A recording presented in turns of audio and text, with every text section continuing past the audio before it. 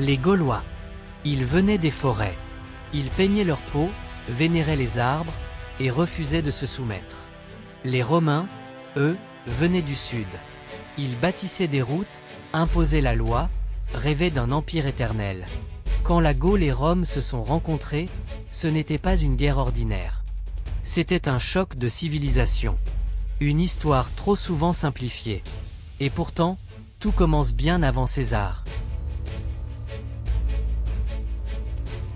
Pour comprendre ce conflit, il faut d'abord comprendre les deux mondes qui s'opposaient. D'un côté, la Gaule. Un vaste territoire, morcelé en centaines de tribus. Les Celtes y vivaient libres, parfois violents, mais profondément spirituels. Ils croyaient aux druides, aux forêts sacrées, et au destin dicté par les astres. Leur art, leur langue, leur société, tout était structuré mais libre. En face, Rome. Une cité devenue empire, où la discipline, la hiérarchie et la conquête formaient la colonne vertébrale du pouvoir. Là où les Gaulois étaient spontanés, Rome était stratégique. Là où la Gaule négociait avec la nature, Rome l'aménageait. Deux visions, deux mondes en collision. Et un jour, la Gaule frappa Rome en plein cœur. En -390 avant notre ère, un chef gaulois nommé Brennus franchit les Alpes et marche sur Rome. Les Romains fuient, paniqués. Rome est prise, pillée, humiliée. Brennus exige une rançon d'or. Et lorsque les Romains se plaignent que la balance est truquée, il jette son épée sur le plateau. Vae victi, malheur aux vaincus. Cette blessure, Rome ne l'oubliera jamais. Elle deviendra une obsession, jamais plus un barbare ne posera le pied dans la ville éternelle. Le temps passe. Rome grandit. Elle devient une machine à conquérir. La Gaule, elle, reste divisée. Une multitude de peuples, Édouan, Arverne, Sénon, Carnute, tous fiers, mais rarement unis. C'est dans cette faille que Rome s'engouffre. En -58, Jules César est nommé gouverneur de la Gaule cisalpine. Officiellement pour la défendre. En réalité, il y voit sa chance de briller. Il entame la conquête de la Gaule.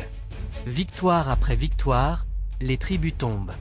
Les batailles sont sanglantes. Les alliances trahies. Mais la Gaule n'a pas dit son dernier mot. Un nom émerge, Vercingétorix. Jeune chef Arverne, il comprend ce que d'autres n'ont pas voulu voir. Pour résister, il faut s'unir. Il fédère les tribus. Organise une guerre de harcèlement. Brûle ses propres villages pour affamer l'ennemi. César est mis en difficulté. La Gaule commence à y croire. Mais vient alors le siège d'Alésia. Vercingétorix s'enferme dans la ville fortifiée. César, lui, l'encercle, puis construit un second mur autour de ses propres troupes, pour bloquer les renforts gaulois. La stratégie est implacable. La famine s'installe. Les Gaulois échouent à briser l'étau. Vercingétorix se rend. Solennel, fier, il jette ses armes aux pieds de César. L'image est forte. Mais la défaite est totale. Après la chute d'Alésia, la Gaule est annexée. Mais la guerre ne s'arrête pas. Elle devient silencieuse. Rome efface les traces. Elle intègre, assimile. Les druides sont interdits. Le latin remplace les langues celtiques. Les dieux romains remplacent ceux des forêts. Mais la culture gauloise ne meurt pas. Elle s'adapte. En secret, elle survit dans les gestes, dans les chants, dans les objets. Des torques, des statues, des noms. Ce n'est pas une disparition.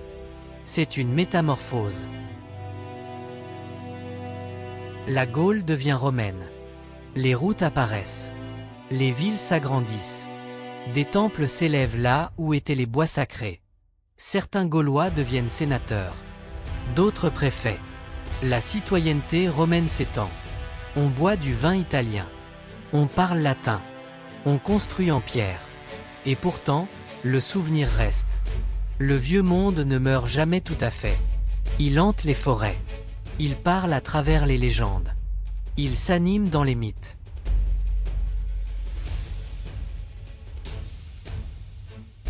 Alors, posons-nous deux questions. Et si la Gaule n'avait pas perdu? Et si Rome avait échoué à conquérir ces terres? Aujourd'hui, la France moderne est fille de Rome, mais aussi fille de la Gaule.